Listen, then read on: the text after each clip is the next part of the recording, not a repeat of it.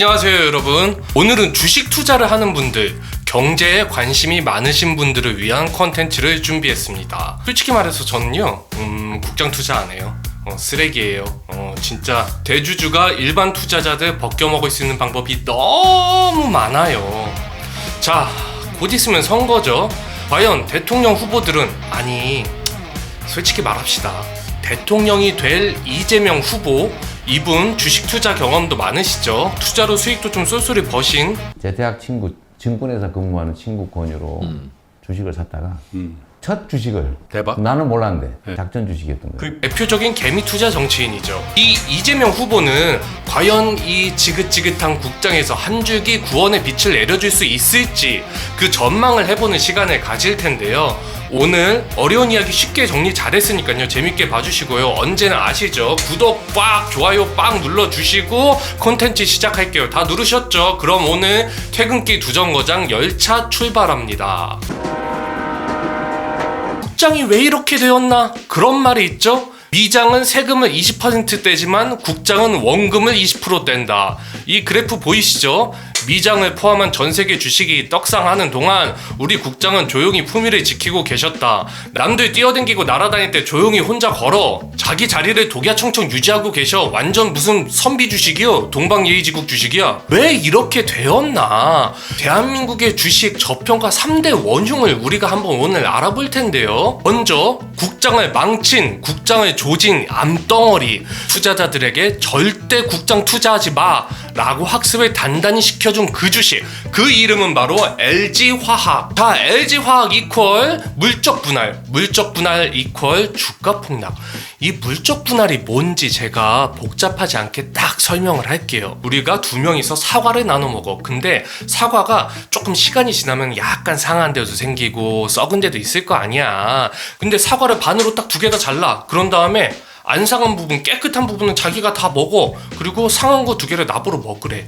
이게 물적 분할이다. 자, 무슨 소리냐? 물건을 분할해서 좋은 거는 대주주가 먹고 나쁜 거는 나 주고, 이게 바로 물적 분할입니다. LG화학은요 대표적인 석유화학 회사예요.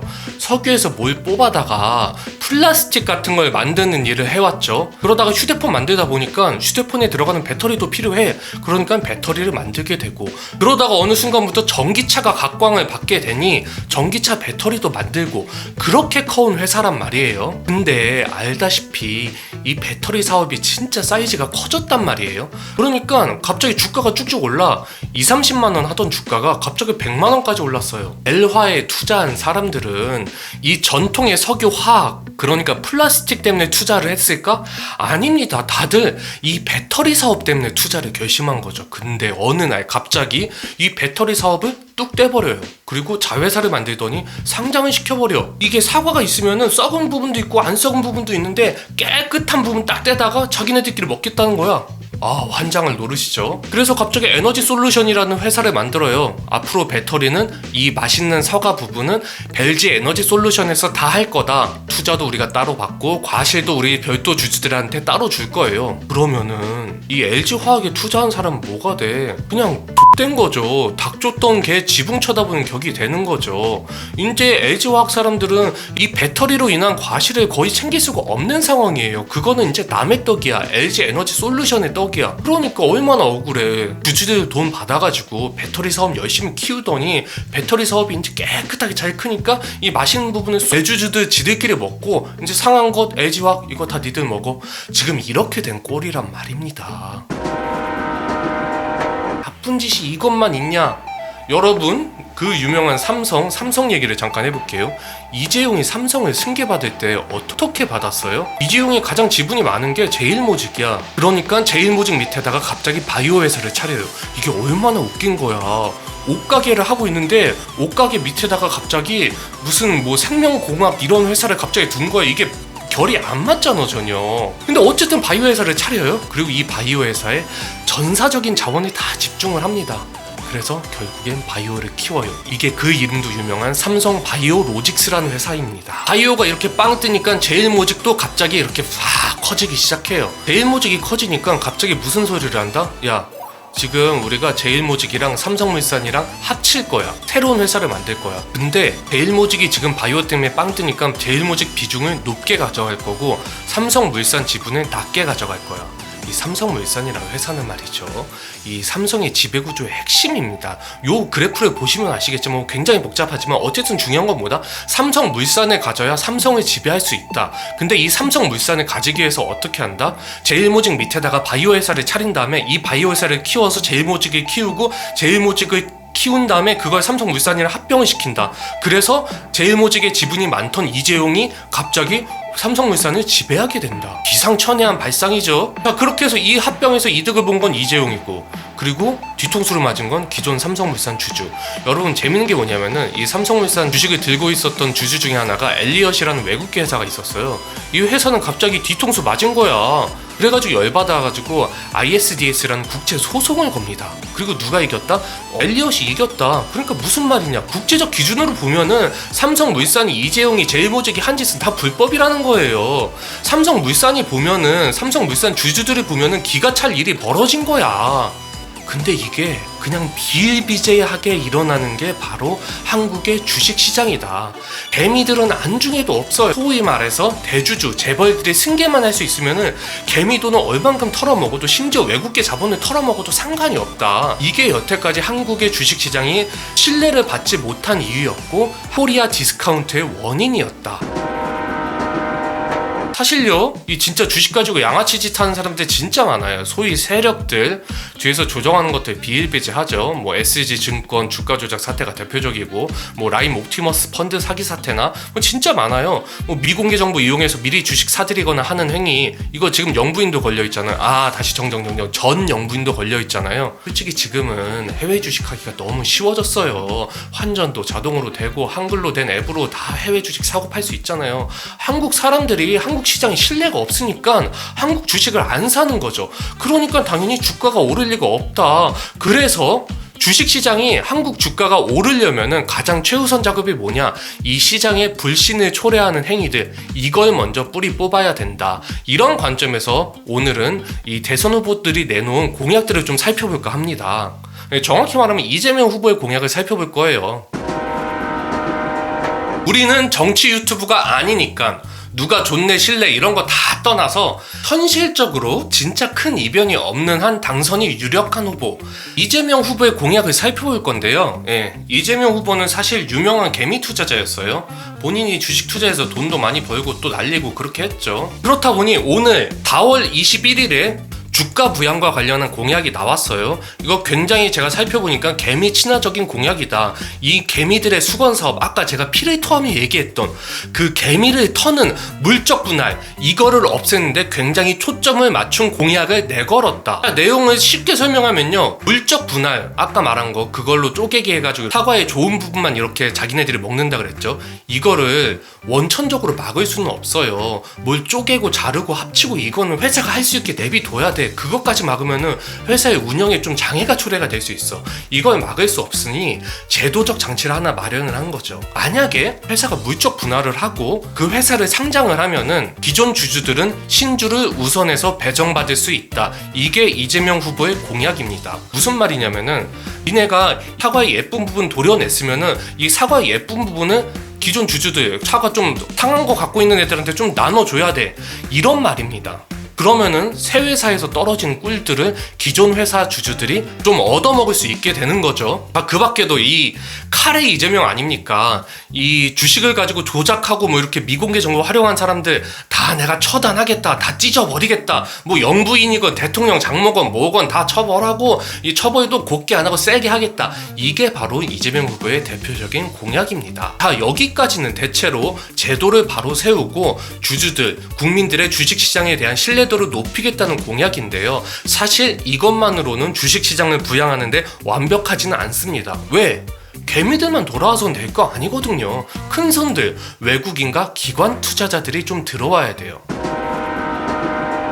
자, 여기서 질문을 하나 드릴게요. 여러분, 한국이 선진국이라고 생각하시나요? 저는 예라고 대답할 겁니다. 한국은 명실상부 선진국이에요. 문화적인 측면, 경제적인 측면, 문사적인 측면, 어떤 부분으로 봐도 선진국인데 딱 하나, 주식시장, 자본시장은 선진국으로 평가받지 못하고 있다. 개발도상국으로 평가받고 있다. 그 대표적인 사례가 MSCI 지수인데 이거 한국은 개발도상국 지수에 편입이 되어 있어요. 사실 한국 정도 경제 규모를 갖고 있는 시장은 선진국 지수에 편입이 돼야 되거든요. 근데 개도국 지수에 들어가 있으니까 이 MSCI가 굉장히 볼륨이 큰 자본이거든요. 이 자본 볼륨이 별로 안 들어오는 거야.